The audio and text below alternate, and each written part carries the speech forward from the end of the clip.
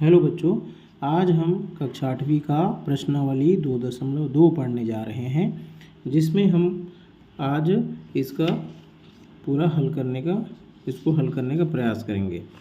तो इस प्रश्नावली को पढ़ने के पहले हमने इसके पहले प्रश्नावली में हमने पढ़ा था कि ऋण 1 का अगर घात सम संख्या है तो उसका मान 1 होगा, और ऋण 1 का घात अगर विषम संख्या है तो उसका मान ऋण 1 होगा। इसके आगे आज एक दो नया चीज़ सीखेंगे। इसमें पहला है, क्या चीज़ सीखेंगे देख लेते हैं। परमेय संख्याएं की जो घात होती है उसका हल हम उसको कैसे करते हैं। जैसे परमेय संख्या क्या है, पहले तो परमेय संख्या ऐसी संख्या है जिसको हम p/q के रूप में लिखते हैं। तो p/q किसको बोलते हैं, जो अंश बटे हर, जिसको हम अंश बटे हर के रूप में लिखते हैं, जिसे हम परमेय संख्या कहते हैं। तो जैसे p/q एक परमेय संख्या है, अगर उसका पूरा की घात m है तो इस कोष्ठक को इसको हल करेंगे परमेय संख्या को जिसका पूरे की घात m है। तो जब ये हल होगा तो ये p और q दोनों में m लगा है। p/q पूरे की घात m है, इसका मतलब है m जो है p के घात है और q का भी घात है, यानी p की घात भी m होगा और q की घात भी m होगा। कब होगा, यदि यह परिमेय संख्या p/q के रूप में या अंश बटे हर के रूप में लिखा है। एक दूसरा वाला सूत्र है या एक फार्मूला जिसको हम याद करके रख सकते हैं, हल कैसे होना चाहिए, होता है a/b पूरे की घात ऋण m बराबर b/a पूरे की घात m। अब a/b पूरे की घात ऋण m, घात ऋण m है, ऋण में दिया है इसका घात। तो जब इसको हम हल करेंगे तो ऋण वाला जो घात है वह धन में बदल जाएगा, ऋण m किस में बदल जाएगा, धन m में। और जो a/b है वह उल्टा हो जाएगा, b/a हो जाएगा। अंश बटे हर बदल के हर बटे अंश में आ जाता है, हर वाली संख्या अंश में चली जाती है, अंश वाली संख्या हर में चली जाती है, और इसका जो घात ऋण वाला है वह धन में बन जाता है। तो हमें आज इस दोनों सूत्र का उपयोग करके प्रश्नावली को हल करना है। एक बार अच्छा समझ लेते हैं। अगर p/q के रूप में दिया हुआ है परमेय संख्या के रूप में, उसका घात m है, m की जगह कुछ भी संख्या हो सकता है, p/q की जगह में कुछ भी परमेय संख्या हो सकता है। इसको तोड़ने से उसका घात अलग अलग हो जाता है, और ऋण अगर घात है तो वह धन में बदल जाएगा और संख्या अंश का हर और हर का अंश में परिवर्तन हो जाएगा। अब देखते हैं प्रश्नावली 2.2। पहला है, निम्न को सरल कीजिए। a 2/7 पूरे की घात 3 गुणित 1/2 पूरे की घात 3। देखिए इस प्रश्न को हल करते हैं। 2/7 अब इधर है 1/2, दोनों दो है, जो है आधार जो है अलग अलग है, इसको आधार बोलते हैं। 2/7 1/2 अलग अलग है, तो हम 2/7 को हम 3 बार लिख देते हैं। 2/7 गुणित 2/7 गुणित 2/7, घात 3 है इसलिए हम इसको 3 बार 2/7 को 3 बार लिखिए। फिर एक गुना, इसको ऐसे कर देते हैं। अब 1/2 को 3 बार लिख देंगे, 1/2 गुणित 1/2 गुणित 1/2। अब ये बराबर यहाँ से करते हैं। अब क्या करेंगे, अंश का हर से और हर को अंश से काट देंगे। 2 एकम 2, 2 एकम 2, 2 एकम 2, 2 एकम 2, 2 एकम 2, 2 एकम 2। अंश में क्या बचा, इधर 1 1 1, ऊपर में गुणित 1 1 1। तो अंश का गुना अंश से करेंगे तो 1 एकम 1 बटे, नीचे में यहाँ देखते हैं 7 गुना 7 गुना 7 गुना 1 गुणित 1 गुणित 1। तो 1 गुणित 1 गुणित 1 तो 1 ही होगा, तो 7 गुणित 7 गुणित 7, 7 को 7 से गुना करें, 7 7 49, और 49 को 7 से गुना करेंगे तो आएगा 343। यही जो है हमारा आंसर होगा। अब हमारा दूसरा प्रश्न ये है, 4/5 पूरे की घात 4 गुणित 5/4 पूरे की घात 2। अब इसमें देखिए 4/5 और इसमें देखिए 5/4। दोनों जो है एक दूसरे के अपोजिट है, यानी हर का अंश में, अंश का हर में आया है।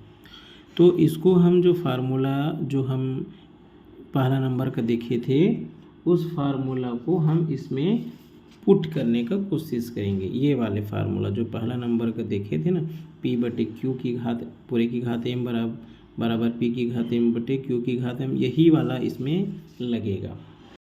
सबसे पहले प्रश्नों को लिखेंगे 4/5 पूरे की घात 4 गुणित 5/4 पूरे की घात 2 बराबर। अब क्या करेंगे, इसको जो है हम पलट देंगे।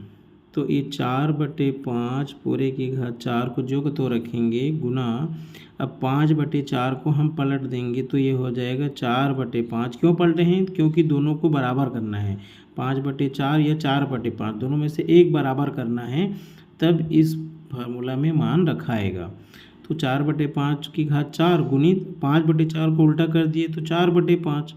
अब 2 जो है ऋण में चला जाएगा, क्योंकि इसको अभी सूत्र में हम देखे थे। अब ये कहाँ से आया, इसको हम लिख देंगे, चूँकि ये क्या है, p/q पूरे की घात m पूरे की घात ऋण m पूरे की घात m, p/q पूरे की घात m बराबर q/p पूरे की घात ऋण m हो जाएगा, ये ऋण m हो जाएगा।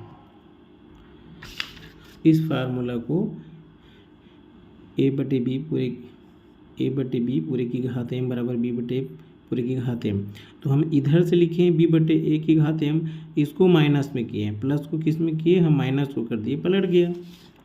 अब देखिए जब ये पलटा तो अब 4/5 दोनों का आधार सेम हो गया, आधार ये भी 4/5 परमेय संख्या, ये भी 4/5 परमेय संख्या, तो दोनों की जगह में एक ठो लिख देंगे 4/5। अब इसका घात अलग अलग है तो दोनों के बीच में गुना हो रहा है। जब दोनों का आधार संख्या सेम है 4/5 और दोनों के बीच में गुना हो रहा है तो उसका घात जो है जुड़ जाएगा। तो 4/5 दोनों की जगह हम एक ठो लिखेंगे और इस घात को जोड़ देंगे। इसका घात 4 है, धन जोड़ेंगे ऋण 2, तो 2 जो चिन्ह है एक साथ नहीं रहता, इसलिए इसको हम कोष्टक में लिखेंगे और इसको आगे लिख देंगे। कहाँ से आया, चूंकि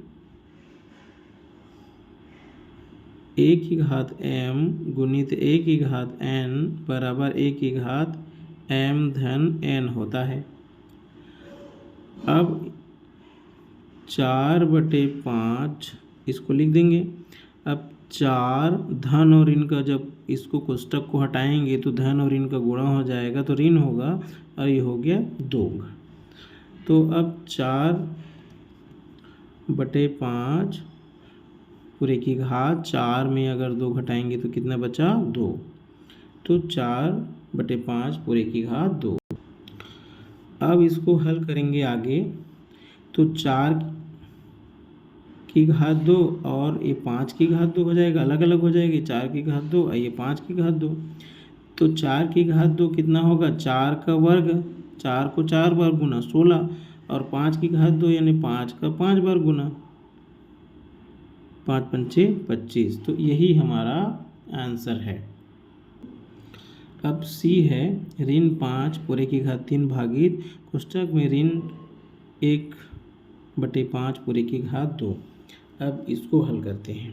अब देखिए इसमें जो है ऋण 5 है और इसमें ऋण 1/5 है, यानी दोनों जो है अलग अलग दिख रहा है, लेकिन हम ये जानते हैं कि किसी भी संख्या को अगर परमेय संख्या में नहीं लिखा है तो उसका हर 1 होता है। ऋण 5 है मतलब इसका हर कितना होगा, 1 होगा। किसी भी संख्या अगर 4 लिखा है तो उसका हर 1 होगा। किसी भी संख्या को अगर परमेय संख्या में नहीं लिखे हैं तब भी उसका हर 1 समझा जाता है। तो इसको क्या मान सकते हैं हम, ऋण 5/1, क्योंकि हमको बटे वाला ऐसे बनाना है ना, तो ऋण 5/1 हो गया। ऋण 5 लिखा है मतलब इसका बटा 1 है, घात 3 भागित अब देखिए भागित को हटा देता हूँ मैं, भागित को हटा देता हूँ। जब भागित को मैं हटाऊँगा, भाग का चिन्ह हटाऊँगा तो गुना का चिन्ह लग जाएगा। अब गुना का चिन्ह जब लगेगा तो यहाँ का जो अंश बटे हर है वह भी चेंज हो जाएगा, ऊपर से नीचे हो जाएगा। 5 हो जाएगा पूरे की घात 2।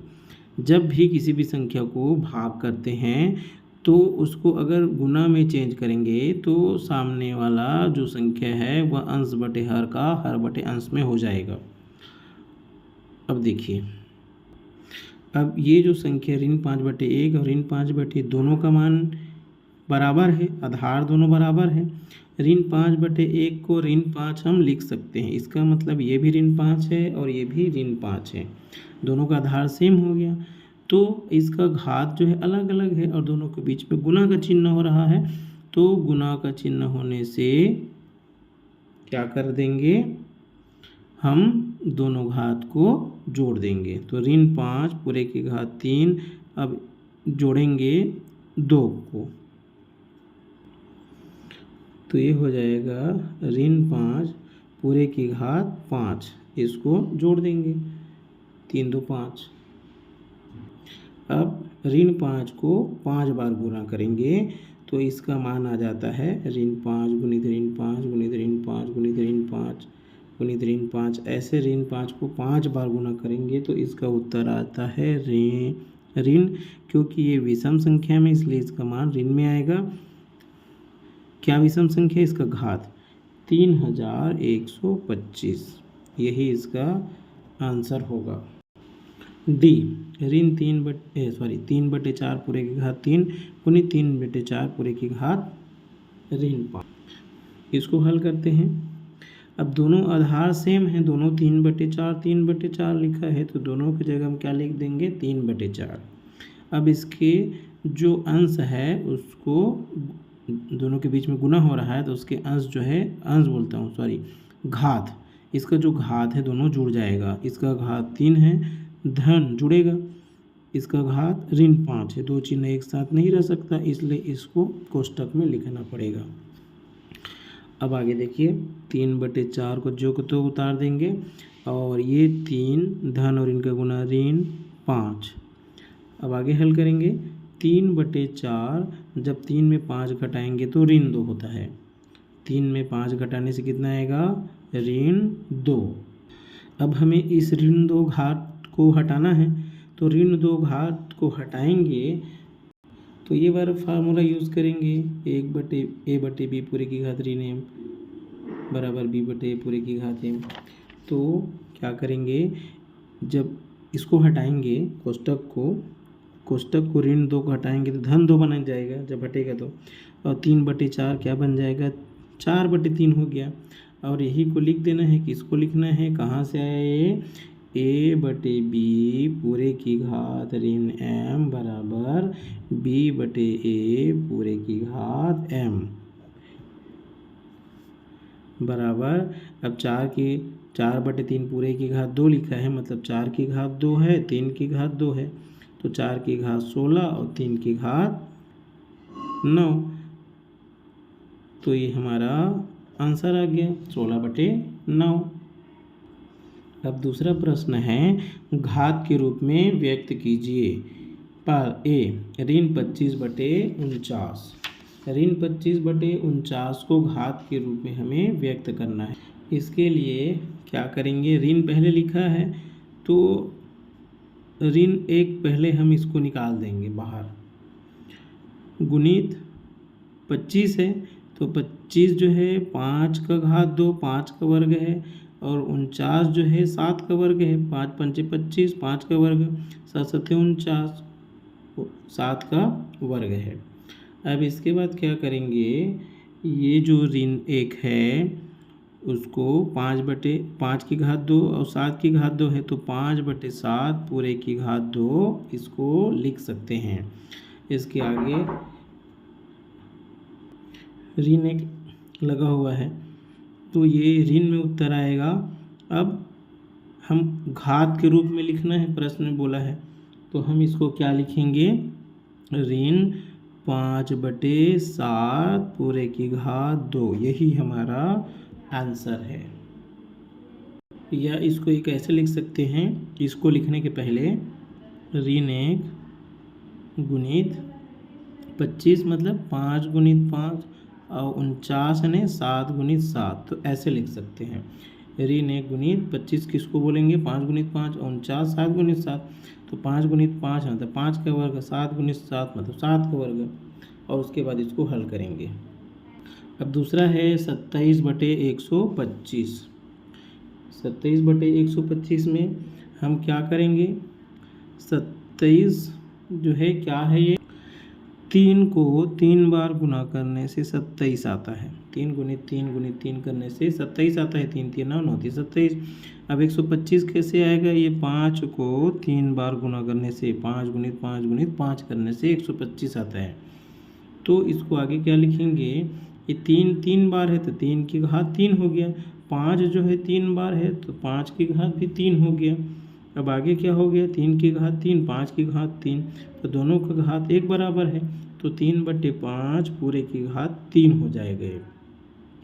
क्योंकि दोनों का घात समान है इसलिए दोनों का घात 1 हम लिख देंगे। एक जैसा घात है इसलिए उसकी जगह में एक ही ठो घात लिखेंगे, यही हमारा आंसर हो गया। तीसरा है 729/64।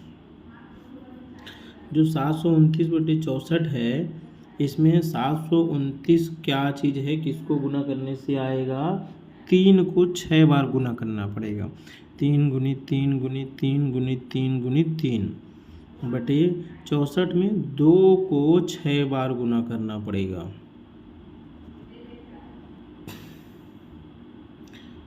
तो अब 3 का 6 बार गुना किए हैं तो 2 की घात 6, और 2 को 6 बार गुना किए हैं तो 2 की घात 6, तो 3 की घात 6 2 की घात 6, तो दोनों का घात समान है, तो 3/2 पूरे की घात 6 लिख देंगे हम, यही हमारा आंसर हो जाएगा। इसके आगे तीसरा प्रश्न को अगला वीडियो में हम कवर करने का प्रयास करेंगे।